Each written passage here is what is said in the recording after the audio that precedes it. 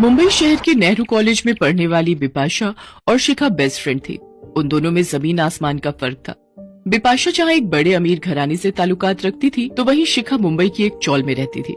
भले ही उनमें अमीरी गरीबी का काफी फर्क हो, लेकिन दोनों में सगी बहनों से भी ज्यादा प्यार था। कॉलेज में साथ बैठना, खाना पीना, सब काम वो साथ में करती थी। एक रोज कॉलेज खत्म होने के बाद दोनों अपने अपने घर जाने के लिए निकलती हैं। तब बहुत तेज बारिश होने लगती है।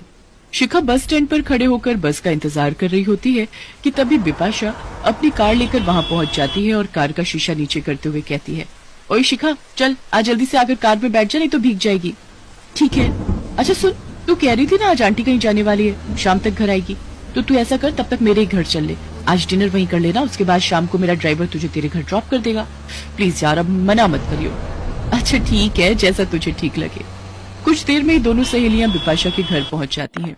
घर पहुंचकर बिपाशा शिखा से कहती है, यार आज तू पहली बार मेरे घर आई है, बता क्या खाएगी। बाप रे, ये घर है या महल? सुख सुविधा का सारा सामान है यहाँ तो। अरे किन सपनों में खो गई, बता अभी तो क्या खाएगी। कुछ भी चलेगा। चल आज मैं तुझे अपने हाथ से बनाकर कुछ खिलाती हूँ, लेकिन उसके लिए तुझे मेरी हेल्प करनी होगी। हाँ हाँ, तो मैंने कब मना किया है। चल फिर मेरे साथ किचन में। बिपाशा शिखा को अपने किचन में ले जाती है। उसका किचन पूरी तरह मॉड्यूलर होता है, जिसमें एक से एक सुंदर क्रॉकरी का सेट, बर्तन धोने के लिए डिश वॉश मशीन, अलमारी जितना बड़ा फ्रिज, ओवन, टोस्टर होता है। शिखा उसके किचन को देखकर दंग रह जाती है और वो मन ही मन सोचती है, अरे वाह, यहाँ पर तो कितना कुछ है। आज तक जिन चीजों के बारे में सिर्फ सुना था, आज उन्हें अपनी आंखों से देख भी लिया। ओहो, अब तो फिर कहाँ से खो गई यार, कब से पूछ रही हूँ क्या खाएगी क्या खाएगी। जो तुझे बनाना आता है बना दे। मुझे तो मैगी ही बनानी आती है और उसके अलावा कुछ भी नहीं आता। एक काम करती हूँ, हम दोनों के लिए मैगी ही बना देती हूँ। वो ये कही रही होती है कि तभी बिपाशा की माँ रमोला बाजार से आ जाती है। बिपाशा लाडो, शिखा बेटी आज पहली बार हमारे घर में आई है और तू उसे सिर्फ मैगी बनाकर खिलाएगी। एक काम करो, तुम शिखा को अपने रूम में लेकर जाओ। बिरजू काका बाजार से सब्जी लेकर आ गए हैं, मैं अभी उन्हें बोलती हूँ तुम लोगों के लिए कुछ बढ़िया सा बनाने को। नमस्ते आंटी, आप मेरी फिक्र मत कीजिए, मैं कुछ भी खा लूंगी। नमस्ते बेटा, ऐसे कैसे कुछ भी खा लोगी। अरे आज पहली बार तुम हमारे घर आई हो, तो बिना डिनर किए तो तुम्हें जाने नहीं दूंगी। चलो अब तुम दोनों रूम में बैठकर बातें करो, मैं नौकरों से कहकर डिनर रेडी करवाती हूँ। कुछ देर बाद रमोला नौकर के हाथ उन दोनों के लिए स्नैक्स में पास्ता, जूस और कबाब भिजवाती है और फिर डिनर में शाही पनीर, फ्राई गोभी, बूंदी रायता, सलाद और मीठे में खीर और गुलाब जामुन परोसती है। इतना लाजवाब खाना शिखा ने आज तक नहीं खाया होता। वो भरपेट डिनर करती है और उसके बाद बिपाशा का ड्राइवर उसे उसके घर ड्रॉप कर देता है, जहाँ शिखा की माँ लता उसका इंतजार कर रही होती है। अरे बेटा आ गई, अच्छा हुआ जो तू विपाशा के घर चली गई थी। मैं भी बारिश में भीगते भीगते बस अभी घर पहुंची हूँ। जहाँ गई थी वहाँ भंडारा हो रहा था, तो वही लेकर आई हूँ। चल अब तू हाथ मुंह धो ले, फिर पूड़ी छोले खाकर सो जाएंगे। माँ आप खा लो, मैं बिपाशा के घर से डिनर करके आई हूँ। अच्छा ठीक है। अरे ये क्या, बारिश में पूरी थोड़ी भीग गई है, तो मैं इन्हें थोड़ा सेक लेती हूँ। बहुत देर तक लकड़ियाँ और उपले लगाने के बाद लता के घर का चूल्हा जलता है। एक कोने में बैठी शिखा ये देखकर मन ही मन सोचती है, कितना फर्क है अमीर और हम गरीब की रसोई में। जहाँ अमीर को खाना गर्म करने के लिए सिर्फ ओवन का स्विच ऑन करना होता है और झट से खाना गर्म हो जाता है, तो वहीं एक गरीब को रोटी सेकने के लिए भी कितनी जद्दोजहद करनी पड़ती है। फिर उसकी नजर अपने घर की रसोई में रखे डिब्बों पर जाती है, जिनमें मुश्किल से ना के बराबर राशन होता है। एक और अमीरों का घर होता है जिनकी रसोई में दुनिया भर का सामान है, जहाँ ये समझ नहीं आता कि क्या खाएं और क्या नहीं। और एक और है ये हम गरीबों की रसोई।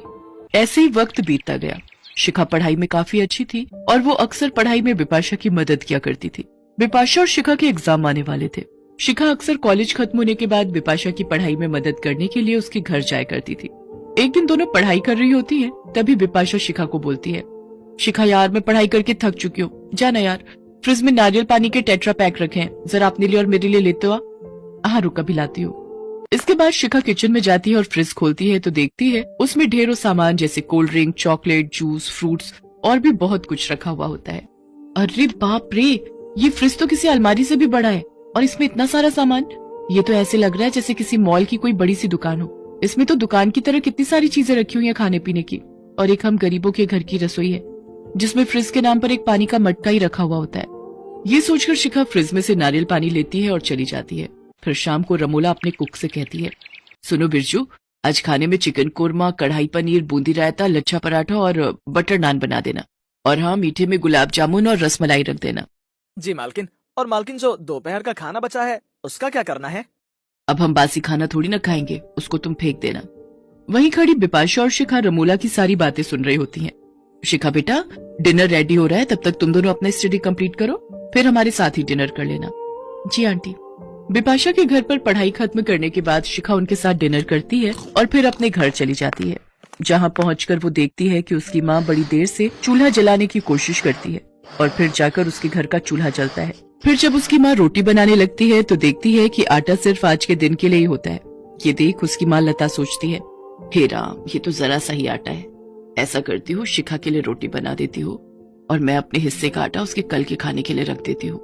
अपनी माँ की बातें सुनकर शिखा की आंखों में आंसू आ जाते हैं। तभी लता की नजर शिखा पर जाती है। शिखा बेटा, आ गई तू? तेरे लिए खाना लगा दूं क्या? नहीं माँ, मुझे भूख नहीं है, आप खा लो। हाँ बेटा, बिपाशा के घर कुछ खाकर आ गई होगी तू, इसलिए तुझे भूख नहीं है। वैसे भी तुझे तरह तरह के लजीज खाने की आदत लग गई है, तो अब इस गरीब की रसोई का खाना कहाँ से पसंद आएगा। ऐसी कोई बात नहीं है माँ, आप देखना, एक दिन मैं आपको बहुत सारी खुशियाँ दूंगी। माँ, मैं इस अमीर और गरीब की रसोई का फर्क जरूर मिटा दूंगी। अरे क्या हो गया तुझे? कुछ नहीं माँ, बिपाशा के घर में एक वक्त में इतना खाना बनता है कि समझ नहीं आता कि क्या खाएं और क्या छोड़े, और उसके घर पर तो बचा हुआ खाना इतना फेंका जाता है जितना हमारे यहाँ हफ्ता भर चल जाएगा। बेटा, ऊपर वाले ने सबके नसीब में एक जैसा सुख नहीं लिखा।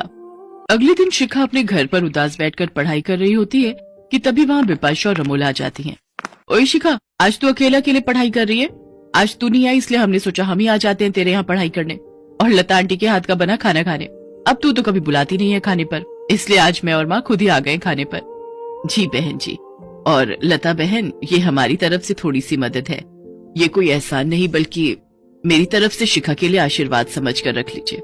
और शिखा बेटा, एक बात हमेशा याद रखना, रसोई चाहे अमीर की हो या गरीब की, लेकिन जब एक माँ वहाँ खाना बनाती है तो उसका मोल कोई अमीर नहीं लगा सकता। अब चले लता बहन जी, खाना बना ले, मेरे पेट में तो चूहे कूद रहे हैं। हाँ हाँ, आइए आइए। इसके बाद वो दोनों मिलकर रोटी सब्जी बनाते हैं और फिर सभी खुशी खुशी साथ में मिलकर खाते हैं।